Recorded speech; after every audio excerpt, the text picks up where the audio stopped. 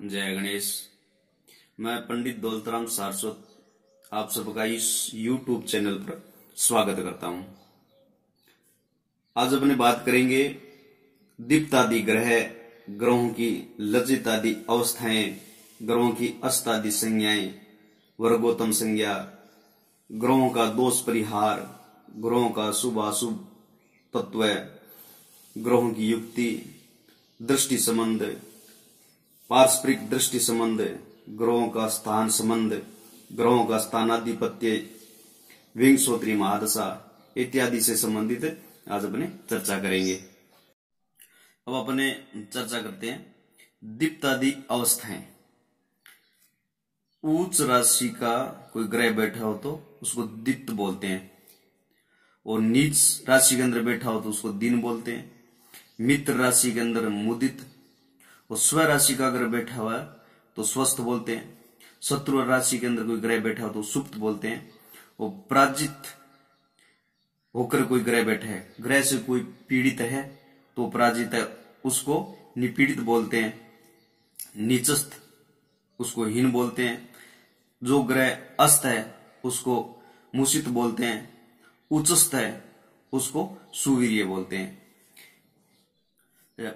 दीप्त अवस्था वाला कार्य सिद्धि देता है, दीन अवस्था वाला दुखदायक होता है, और मुदित अवस्था वाला आनंददायक होता है, और स्वस्थ अवस्था वाला कीर्ति और धन देने वाला होता है, और सुप्त अवस्था वाला शत्रु भय और दुखदायक होता है, निपीड़ित धन हानि करवाता है, और हीन अवस्था वाला धन नाशक होता है, और मूषित अवस्था वाला कार्य नाशक होता है, और सुवीर्य रत्न और संपत्तिदायक होता है।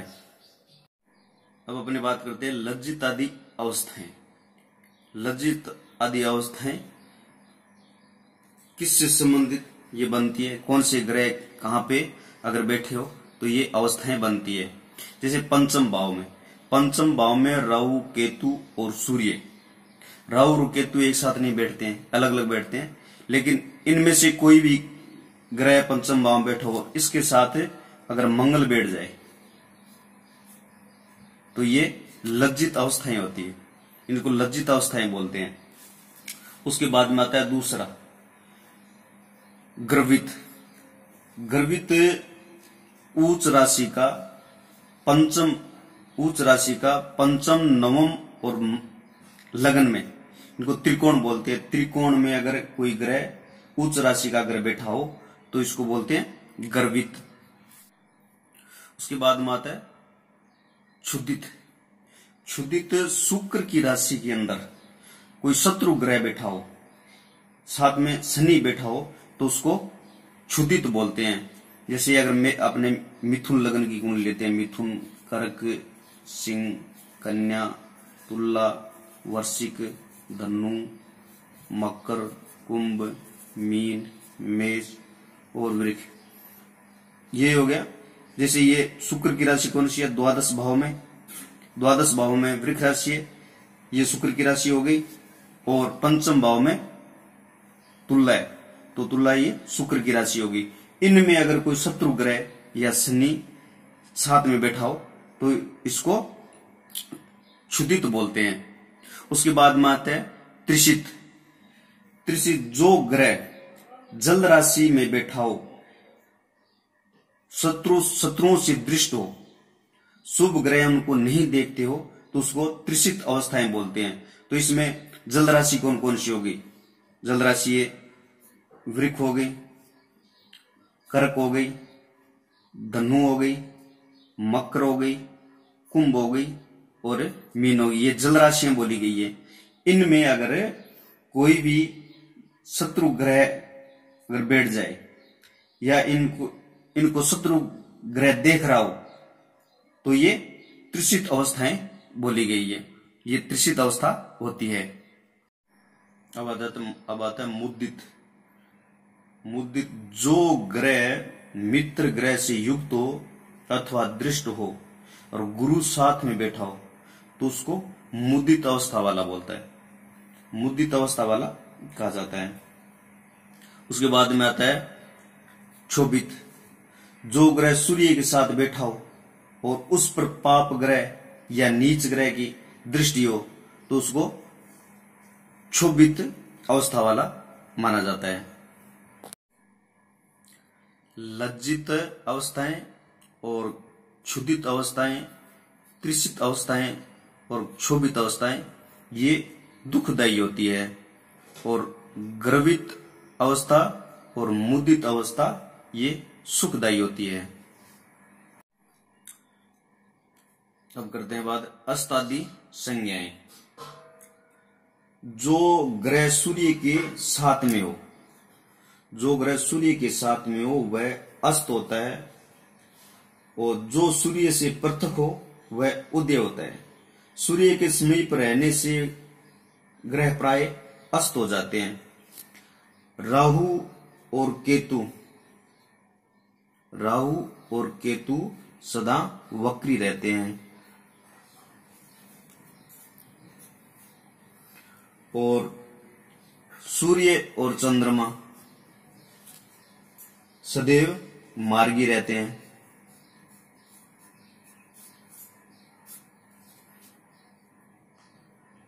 सूर्य के नजदीक में जितने भी ग्रह होते हैं वह लगभग अस्त होते हैं, और सूर्य से दूसरे भाव में कोई ग्रह बैठा हो तो वो शीघ्र चलने वाला होता है,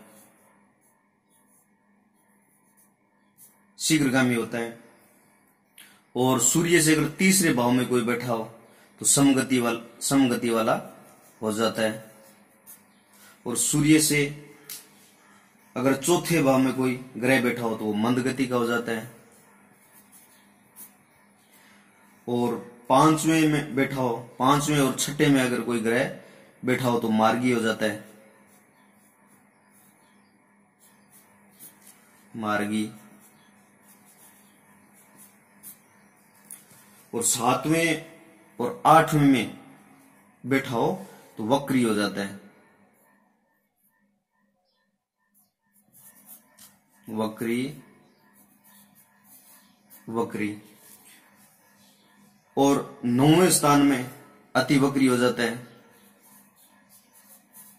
अति वक्री। 10वें स्थान में मार्गी। 11वें स्थान और 12वें स्थान में शीघ्र गति वाला हो जाता है, शीघ्र गति वाला हो जाता है। सूर्य से है, ये लगन से नहीं है। सूर्य से अगर द्वितीय भाव में कोई ग्रह बैठा हो तो शीघ्रगामी, तीसरे में सम, चौथे में मंद, पांचवें और छठे में मार्गी, सातवें में वक्री, आठवें में वक्री, और 9 में अति वक्री, 10वें में मार्गी, और 11वें और 12वें भाव में आते ही शीघ्रगामी हो जाता है। वर्गोत्तम संज्ञा। वर्गोत्तम किसको बोलते हैं? वर्गोत्तम लगन कुंडली के अंदर जिस भाव में जो ग्रह बैठा हो वही ग्रह नवमास कुंडली में उसी भाव में जाकर बैठ जाए तो उसको वर्गोत्तम बोलते हैं। और जिस राशि के अंदर जो ग्रह बैठा हो लगन कुंडली में, और वही ग्रह उसी राशि में नवमास में जाकर बैठ जाए तो उसको वर्गोत्तम बोलते हैं। जैसे धनु राशि के अंदर चंद्रमा ही बैठा है, और यही चंद्रमा धनु राशि का होकर नवमास में बैठ जाए तो इसको वर्गोत्तम बोलते हैं। अगर नीच राशि का, लगन कुंडली के अंदर नीच राशि का कोई ग्रह बैठा हो, जैसे कन्या राशि का शुक्र लगन कुंडली में शुक्र नीच का बैठा है, तो यही शुक्र अगर नवमास में कन्या राशि का अगर बैठ जाए नवमास कुंडली में तो ये परम नीच कहलाता है। और यही कोई भी ग्रह लगन कुंडली के अंदर उच्च का बैठा हो, जैसे शुक्र मीन राशि का उच्च का होता है, तो यही ग्रह अगर नवमास में उच्च का होकर बैठ जाए, मीन राशि में अगर बैठ जाए तो इसको वर्गोत्तम न बोलकर उच्चास ग्रह बोला जाएगा, परम उच्चास ग्रह बोला जाएगा। इस पर ये वर्गोत्तम कहलाते हैं। ग्रहों का दोष परिहार, इनसे संबंधित बात करते हैं। राहु, राहु अगर दूषित हो और बुध अगर सही हो तो राहु का दोष बुध नष्ट कर देता है, बुध नष्ट कर देता है। अगर राहु और बुध दूषित हो तो इनका दोष शनि दूर कर देता है, इनका दोष शनि दूर कर देता है। अगर इन तीनों दूषित है तो इनका मंगल दोष दूर कर देता है।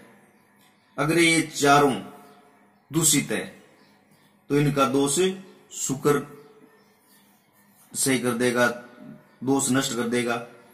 अगर ये पांचों ग्रह दूषित है तो इनका दोष गुरु नष्ट कर देगा, दोष नष्ट कर देगा। अगर ये 6 ग्रह दूषित है और चंद्रमा अगर सही है, चंद्रमा अगर सही है तो इनका सबका दोष चंद्रमा दूर कर देगा। अगर ये 6 ग्रह अगर दूषित है और सूर्य उत्तरायण है और मजबूत है तो इन सब का दोष सूर्य दूर कर देगा। अपने बात ग्रहों का शुभ अशुभ तत्व से संबंधित बात करते हैं। सूर्य और राहु इनको क्रूर ग्रह माना गया है और मंगल, शनि और केतु को पाप ग्रह माना गया है। अगर चंद्रमा क्षीण हो तो ये पाप की संज्ञा में आता है। चंद्रमा, बुध, गुरु और शुक्र इनको शुभ ग्रह माने गए हैं। ग्रहों की युति, ग्रहों की युति एक भाव में 2 से अधिक कोई ग्रह बैठे हो तो उनको ग्रह युति बोलते हैं। पारस्परिक संबंध, ग्रह एक दूसरे को देख रहे हो तो उसको पारस्परिक संबंध बोलते हैं। स्थान संबंध, स्थान संबंध जब 2 ग्रह अलग अलग एक दूसरे की राशि में बैठे हो तो उसे उन ग्रहों का स्थान संबंध कहा जाता है। स्थानाधिपतित्व, जो ग्रह अपनी राशि के अंदर बैठा है, स्वगृह पर बैठा है, उसको स्थानाधिपतित्व कहते हैं। अब अपने विंशोत्तरी महादशा से संबंधित चर्चा करेंगे। विंशोत्तरी महादशा, आचंभो राजी सैबु के सु, सूर्य, चंद्रमा, मंगल, राहु, गुरु, शनि, बुध, केतु और शुक्र। कृतिका नक्षत्रों, उत्तरा फाल्गुनी नक्षत्रों, उत्तरा भाद्रपद नक्षत्रों, इन नक्षत्रों में अगर बच्चे का जन्म हो तो ये सूर्य की महादशा में जन्म होता है और ये सूर्य 6 वर्ष तक रहता है। रोहिणी, हस्त और श्रवण, ये नक्षत्र हो तो चंद्रमा की महादशा रहेगी और 10 वर्ष तक रहेगी। मृगशिरा, चित्रा, धनिष्ठा, इन नक्षत्रों में अगर जन्म हो तो मंगल की महादशा आएगी। आद्रा, स्वाति और सतविशा, अगर ये नक्षत्र हो तो राहु की महादशा रहेगी और 18 वर्ष तक रहेगी। पुनर्वसु, विशाखा और पूर्वाषाढ़ा, अगर ये नक्षत्र हो तो गुरु की महादशा आती है। पुष्य, अनुराधा और उत्तराषाढ़ा, ये नक्षत्र हो तो शनि की महादशा रहती है। आश्लेषा, ज्येष्ठा, रेवती, ये अगर नक्षत्र हो तो बुध की महादशा आती है। मघा, मूल और अश्विनी, ये नक्षत्र हो तो केतु की महादशा रहेगी और केतु की महादशा 7 वर्ष तक रहती है।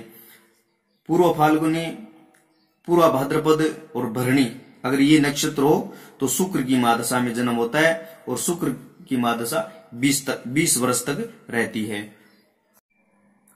कारक ग्रह, कारक ग्रह से संबंधित चर्चा करेंगे।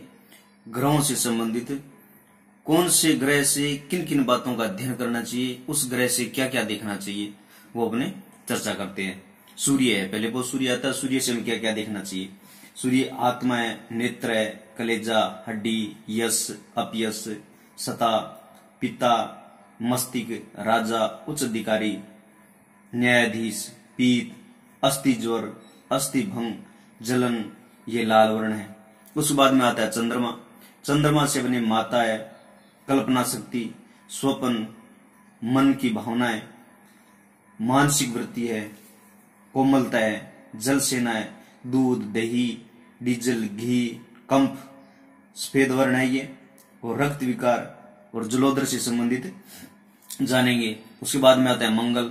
मंगल से क्या क्या देखते हैं? मंगल से पराक्रम है, रक्तचाप है, भाई, भूमि, सेनापति, जल, थल, नभ, सभी वर्गीय सैनिक, डॉक्टर, गुप्त विकार, गुप्तचर, उदर विकार, खुजली इत्यादि अपने मंगल से जानेंगे। उसके बाद में आता है बुध। बुध से क्या क्या देखते हैं? बुध से लेखक है, ग्रंथकार है, प्रकाशक है, पत्रकार है, वकील है, राजदूत, बौद्धिक जीवी, व्यापारी, चर्म रोग, गले व नासिका का रोग, घाव का नहीं भरना, पीलिया, वाणी विकार आदि इससे अपने जानेंगे, बुध से जानेंगे। उसके बाद में आता है गुरु। गुरु से क्या क्या देखना चाहिए? गुरु न्यायाधीश है, आचार्य वर्ग, मठाधीश, धर्माचार्य, मुद्रा कोश, व्याख्याता, कुलपति, वैज्ञानिक, गंठिया भाव से संबंधित, कमर, लीवर इत्यादि अपने मंगल से जानेंगे, गुरु से जानेंगे। उसके बाद में आता है शुक्र। शुक्र से क्या क्या देखना चाहिए? शुक्र से चित्रकार है, फोटोग्राफर है, नाटककार है, गायक, वादक, कलाकार, संसारिक, भौतिक सुख, वीर्य संबंधित रोग, मूत्र रोग, गुप्त रोग, दुर्बलता, मधुमेह, धातुक्षय, नेत्र रोग, इनसे संबंधित जानेंगे। ये शुक्र से संबंधित इन चीजों को जानेंगे। और उसके बाद में आता है शनि। शनि से क्या क्या देखना है? कृषि क्रम है, कृषक है, विविध खाने हैं, भूवर्गीय पदार्थ है, श्रमिक, पत्थर व्यापारी, पांव, घुटने, चोट, मोच, वायु विकार, अंग वक्रता, गंजापन, केश न्यूनता, उन्माद, हृदय रोग, ये अपन शनि से जानेंगे। उसके बाद में आता है राहु। राहु से क्या क्या देखते हैं? विविध अंग पीड़ा है, त्वचा रोग है, मांस रोग है, संक्रामक व्याधि है, बवासीर है, विषशीले जीव होते हैं उनसे जो पीड़ा है, वाहन पीड़ा है, हाथ पैर सूजन है, हृदय विकार है, ये अपने राहु से जानेंगे। उसके बाद में आता है केतु। केतु से काम वासना है, व्यवहार विकार है, पाचन शक्ति है, पाचन कमजोरी, गर्भपात, पथरी, गुप्त रोग, असाध्य रोग, खांसी, सर्दी, जुकाम, पीत जनित रोग, ये अपने केतु से जानेंगे। ये इनसे संबंधित जो अभी बातें की है, इन ग्रहों से ये चीजें देखी जाती है। यह जानकारी आपको कैसी लगी? अपनी राय इनबॉक्स में जरूर व्यक्त करना और ज्यादा से ज्यादा इस चैनल को सब्सक्राइब करना। जय गणेश।